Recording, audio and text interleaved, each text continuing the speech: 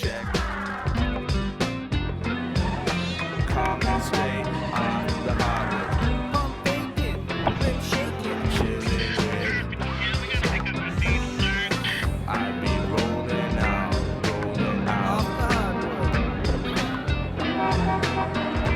off the hardwood, straight. This week on Off the Hardwood, Raptors Eric Montross and Michael Bradley sit down for some seafood and stories with Paul Jones on Captain John's Floating Restaurant, and also our weekly highlight reel.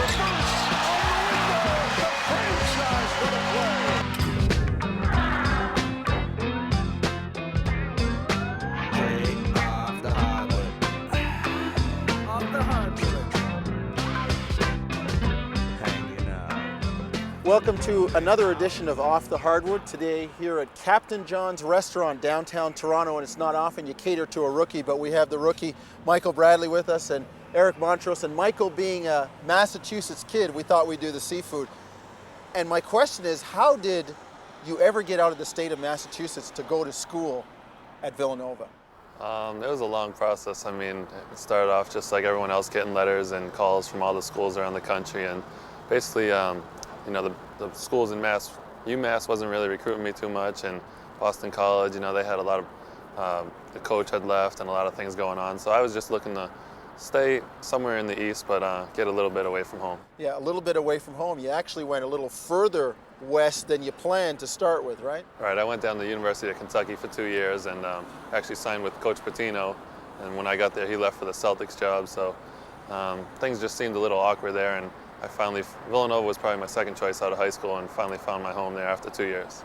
I know you're a Celtic fan, and here's a guy, Eric Montrose, that started his career with the Celtics, drafted there. Tell us a little bit about your experience in Boston, something that this guy might like to hear about.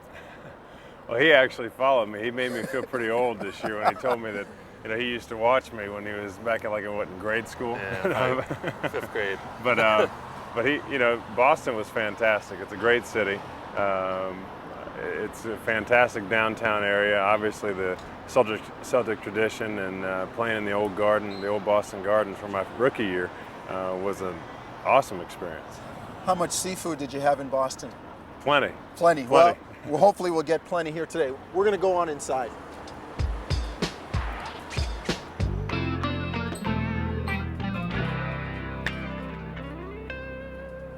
Hey, there's the captain now. I think as in naval terms we're supposed to ask, permission to come aboard, sir. Permission to enter. How are you? Welcome aboard. We are with Captain John, Michael Bradley, and Pleasure to have you here, sir. Eric Montrose Captain, of the how you doing? Raptors. Thank you. Captain, this is a little bit bigger than my father-in-law's boat that I go water skiing behind. Tell us about the dimensions of your boat. Well, she's only 300 feet long by 44 feet across the beam. Now, how did you get the boat here, and where did it come from? I originally bought her from former Yugoslavia, from Yugoslavian government, and then I sailed her over. How long did it take you to get it here? To Montreal took me 15 days, and then a few more days over through the locks in Lake Ontario. Now, what kind of a trip was it getting over here from It was the a former beautiful, Yugoslavia? beautiful trip on the northern Atlantic. We were only 3 days more under the water than above the water. Good thing you weren't filming Titanic. Okay, gentlemen, please come in and welcome you into the dining room. Thank you.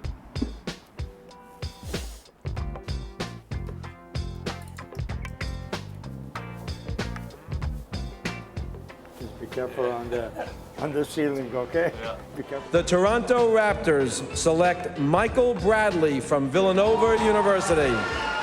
What do you say to him, Eric? The fact that Michael's not playing a lot. I love you, man.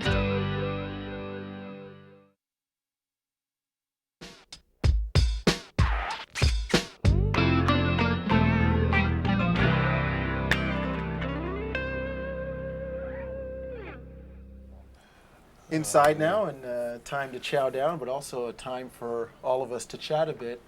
Now, we talked about Michael leaving Massachusetts. It was a little bit different when you left that basketball crazy state of Indiana to go to North Carolina.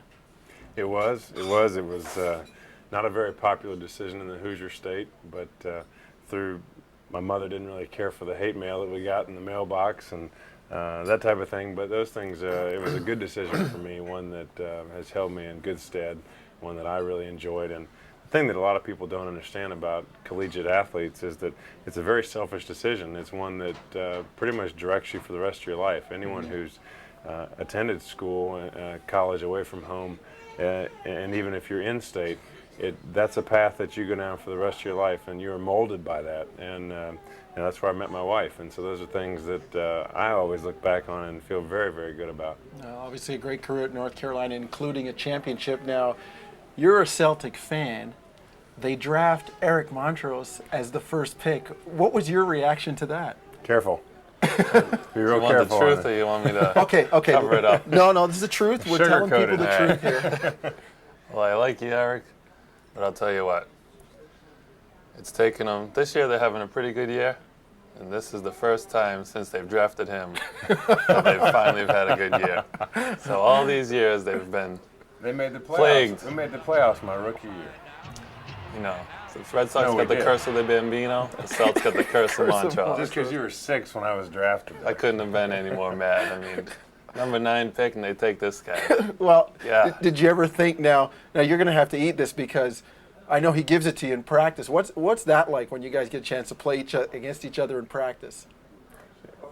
Are you thinking about that at all, Michael? Well, it's a good thing for him that Coach Wilkins has him at the 3, son, because if he came inside, he'd go from 6'9" to 5'9". That's true, because he fouls me every time I go into the lane now, anyway. now, I know you guys hang out a lot, and this is, kind of like somebody said, oh, you're taking these two with you today, and my thing was, you're a rookie, and here's a guy who's been around the block. What have you learned from him, really? Oh, it's been great. I mean, I've totally lucked out coming to a team where, everyone on the team is a great guy, and I get along with everyone, but to have someone who fits my personality and has been through everything that I've been through, it's just been a godsend for me. I mean, he's been great. Now, it's my turn to ask Eric the loaded question. Did you look at the rookie and say, first-round pick, coming to a team that is hoping to make a move upward the way Michael came to Toronto, and say, I see myself a little bit in him? Did you look at that at all? Oh, I think Michael came in, obviously a very highly touted collegiate player, coming to the pros as a high draft pick. He hasn't had much of an opportunity to play, but I think that he's got a lot of talent, and that's something that people haven't seen because he hasn't been on the court much. But he's got a great drive to improve himself, and you don't get to this level without a very strong work ethic. And he's obviously demonstrated that. He's demonstrated that to me with his desire to be on the court, to work behind the scenes when coaches aren't necessarily there. And those things will hold him in good stead in the future. What do you say to him, Eric, the fact that Michael's not playing a lot? I love you, man. I mean, it's tough because I mean, when I was with the Celtics, even though he doesn't appreciate me as a rookie at the Celtics, I was playing 40 minutes a game. So it's a little different situation from that standpoint. But it's a lot easier for us to say, hang in there and just keep working hard in practice. But it's something that he'll have to, he's done a good job with dealing with. It's tough to come in, you're playing all the time in college, all of a sudden you're not the big man on campus. You're just another one of the 12 or 15 guys on the team who are very highly talented players, but he's not one of the guys who's on the court all the time. So. Michael, what have you learned from coming in, and how do you stay sharp, the fact that you're not playing a lot? At times it can be difficult. I mean, obviously I'm not getting the minutes on the court, but like today, I mean, didn't play last night, and today I come in and we have a light practice, but after practice I'm on the treadmill running and just trying to get a few shots up before practice, try to keep myself sharp, and it's basically just got to be self-motivated, and I am, and I'm going to stay in the weight room, stay running, stay working on my skills, and whenever my time can come to be called on, I'm going to try to be ready. Michael, I know you have something that you're very proud of, and we talked about it a little bit before. Shooting 69% and owning a record, and maybe you can talk a bit about that. Nobody else played it on the team. Oh, come on, now. That's something you're proud of, I know. No, yeah, that's something I take pride in as a player. I mean, I like to not rush the game, not force anything, and when I'm open, I just try to take the best shot possible. And in college, I was fortunate enough to have my teammates set me up for easy shots and hold 2 records, Kentucky and Villanova, both school records. Okay. Villanova, a place, we talk about North Carolina, and they've won a championship after you guys, so I guess he's got bragging rights there. But how much do you see or talk to the people involved with that '85 championship, which was the last one there? I don't see them too often. I mean, a couple months ago there was a dinner back at Villanova where they bring back all the former players from past teams, and I got a chance to meet most of the team from the '85 year when they beat Georgetown. So just going back and being able to mingle with those guys at a special dinner like that was a great privilege. The guy whose record you broke used to play here in Toronto, Eddie Pinckney. Have you had a chance to speak with Eddie? I did, but I didn't know that he held the record before me, so I'm looking forward to seeing him again now. Okay, Eric, when you were in North Carolina and you played there again, another place, you played with the great Michael Jordan, or at the school where the great Michael Jordan played. Talk a little bit about the North Carolina tradition. Michael's told us a little bit about Villanova. Talk about North Carolina. Well, I mean, North Carolina, obviously, if you're a basketball fan, you know who Dean Smith is, you know of the Carolina tradition. And that was just a fantastic experience for me. Everything from Coach Smith, who was a mentor on and off the court. He took a special interest in all the guys on the team as individuals, and not just as athletes, but as students as well. And just the way that the university, I felt like I grew a ton while I was in. I mean, and I'm not talking about height-wise. From a personal standpoint. From a very personal standpoint, you mature in the years that you're in school. You're coming out of high school. You really don't know how to behave and how to organize your life. And in that 4 years at school, you really mold yourself again. And those are influences that I really appreciate what Coach Smith and the university has done for all the guys that attended Carolina, but for me as well. Michael, Eric hit on a key point. Coming into the league as somebody who's new, the changes around the lifestyle, how difficult are they to adapt to? They're dramatic, but like Eric was saying, I mean, if you go to college with the right mind frame and learn it there, that makes the transition a lot easier. I mean, balancing time in college is probably the major thing. And then when you get here, for me, just the travel schedule and practice and what you're going to do with the rest of the day. So it's almost like the same thing in college, but just times 5, with all the traveling. To both of you, do you look at some of the kids that are coming out from a high school standpoint now and say, how do they do it? Yeah, personally, I know for myself, coming out of high school, I wouldn't have been prepared at all. And not just basketball-wise, because obviously you've got some incredible talents coming out basketball-wise, but I think a lot of times, even with Tracy McGrady, who didn't play for the first couple of years very much, and he had to mature and move along at a slower rate, because there's that maturation process that takes a while for guys. And these kids are 18 years old or 17, 18, 19 years old, and that's young. And you think about putting yourself in a position where all of a sudden you got a lot of money, you're totally in charge of your life. People expect you to be self-motivated to improve your game. This is not college. They don't teach the game of basketball very often or very well in the pros. And it's really a whole different lifestyle, and it's something that these guys have to adjust to. A lot of them haven't done their laundry. A lot of them haven't done the things that just maintain, organize their eating schedules. There are little things like that take a lot. Are you helping the rookie with that? I mean, you got a family, you're a dad. How about this guy? Is he getting a little bit of help from somebody with that? Yeah, I'm taking care of him. I'm trying to teach him the road, show him a few good restaurants on the road, making sure he gets out. He still doesn't eat breakfast, but I'm working on that. The whole lifestyle thing is an issue, Michael, and what would you be doing if things didn't work out from a basketball standpoint? Where do you see yourself?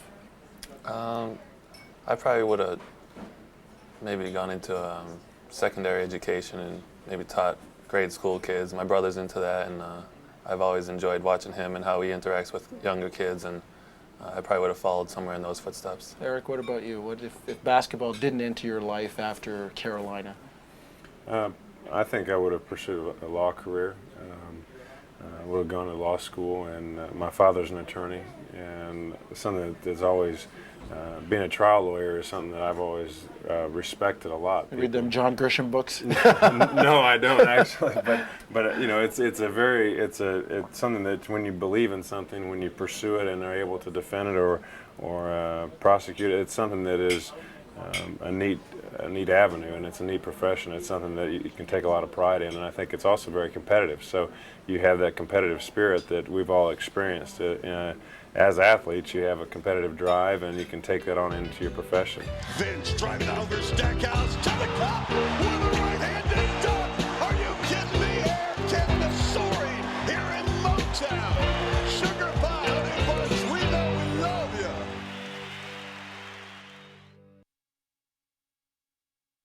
Time now for our Off the Hardwood Raptors Trivia. Last week's question was, who was the first head coach in Raptors history? The answer? Brendan Malone. Malone coached the Raptors for only one season. He was replaced by Darrell Walker the day after the 1996 season ended. This week's question is, Eric Montross played for what legendary college coach at the University of North Carolina?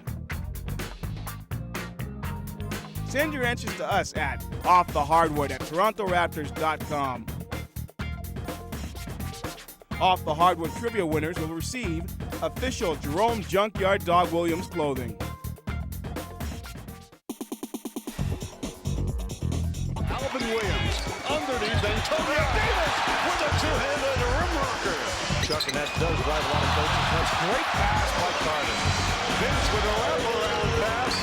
On the run. Vince to JYD. Beautiful pass. Rebound by the Raptors. Peterson to Air Canada soaring to the cup. Gets beyond the foul line. His percentage drops dramatically. Slam down low. Peterson. Great pass by Vince Carter. Carter on Battier with a reverse. On the window. The franchise with a play. Again, Vince Carter. One-on-one here. Vince. Baseline. Yes! What a slam from Vince Carter!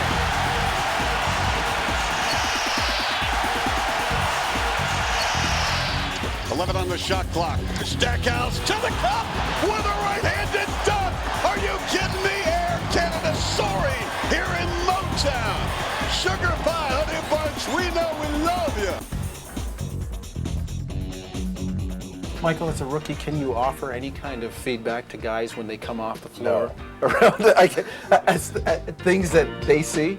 Do you ever try to do that? He said it best. If I try to tell him something, I get shut up.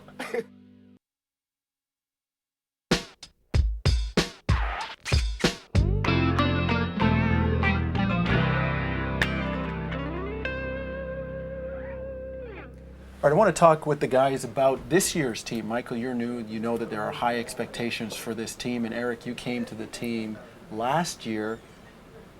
Is the team really underachieving the way some people think it might be?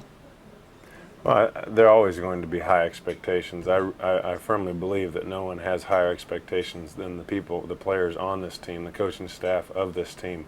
But I also believe that we all feel like we've underachieved to this point. Yes, we should have a better record. It's not all that different from what it was last year at this time, from what I understand. Of course, I came in February with Jerome, but I think that this team has high aspirations. We have a lot of talent, and we're going to get a lot better. But I think it has been a frustrating road at times for us. It's been one with some setbacks. Michael, you weren't here last year and on the outside looking in. Now you're part of it. Do you ever think, I'm part of this? Why aren't we doing better as a team? I had higher expectations for the team. Do you ever think that? Not It's really. actually when he came in. The curse of the He's Bambino. about the only new addition. But not really. I mean, like Eric, he basically said it all. But I mean, it's just such a long season. Well, he's blaming you, though. I know he is, but I don't ever listen to him. That's right. Montross in the ball game with a left-handed jump hook on the baseline. Oh, baby, what a play by the big man from North Carolina. You guys have I know there's a lot of locker room humor that goes on. Who's the guy that you both look at and say, oh no, he's in one of those moods today? There's a couple of guys on the team like that, but the two I always look to for a good joke is probably Chris Childs and Del Curry. Yeah, that's my vote. Dell's right in there, and even Alvin. I mean, Alvin's more of a quieter. I mean, I say quiet in a different term. It's not that he doesn't say anything, he does, but it's he's just not full of jokes all the time. But when he says something, it's usually pretty good. The reason why I ask that, guys, people are questioning at times the chemistry on the team, and is that a valid question? I don't think so. I mean, I think you know, chemistry in my mind is how players interact and how their relationships are. I've been on 6 teams, and I can speak from experience that this team has a very close-knit group of guys, and I would say, if not number one, not behind number one by far for the team with the best chemistry. I think that these guys work very well together. They're motivated, and everyone gets along, and that's bound to help you. If you can keep a cohesive group together, you're gonna find success. Michael, as a rookie, can you offer any kind of feedback to guys when they come off the floor No. around things that they see? Do you ever try to do that? He said it best. If I try to tell him something, I get shut up. You know, like something. They don't want to hear anything from me. Now, how much of the rookie stuff still goes on? I know you and Eric are pretty close. It used to be, Eric, you can probably tell me, it's true that the rookies had to carry bags and do things like that? Yeah, it doesn't seem to be very prevalent on this squad, but but yes, it used to be that way. And who basically provided your initiation in the league? Well, Dominique Wilkins was on the team in Boston. Xavier McDaniel, the X-Man, was there. These were guys who had obviously been around, and I found myself, of course, with the practice gear duties of picking up, handing out, carrying the bags, loading the plane in the freezing nights in Boston when you're out there and you can barely see for the snow coming in your face. So have you asked Michael Brad, how many times have you had to do that this year, Michael? Carry bags, do the rookie stuff. Well, I don't have to pack the planes and carry the bags, but I have to bring guys practice gear, collect it once in a while. 3 or 4 guys. Collect what? 3 or 4 guys you take practice gear to. That's enough. I'm That's going plenty. to give you the inside scoop. All right. He does a couple of things. He sang. What'd you say? You sang Rudolph the Red-Nosed Reindeer at the beginning of training camp, or at the end of training camp as a rookie. and can he sing? Can he carry a tune? I'm not going to go there on television. Okay. You actually, would you like to give him a little rendition? No, I did my song for the year. I'm done. You don't have any seafaring songs for the? Not off the top of my head. Yeah, but you know, he's holding his own. He's doing a pretty good job as a rookie. He is carrying a few things here and there, but he's got lots of room for improvement. Well, guys, thanks a lot. Michael Bradley, the rookie, first-round draft pick. Thank you very much for your time. Eric Montrose, the seasoned veteran that's looking after the rookie. That is your job, I know, for part of the year. So I trust it's a full-time job, Paul. I trust really you're doing is. it well, though, because he's doing a pretty good job. He's doing a good job. He's Guys, doing a good job. Thanks for your time, and we got this food sitting here. Let's get into it. You gonna eat that? If you don't, I will. Okay, all right. So can I just say goodbye to the Yeah, folks you and sure can. leave my meal here? Thanks for joining us on Off the Hardwood. I'm your host, Paul Jones, and we'll see you again.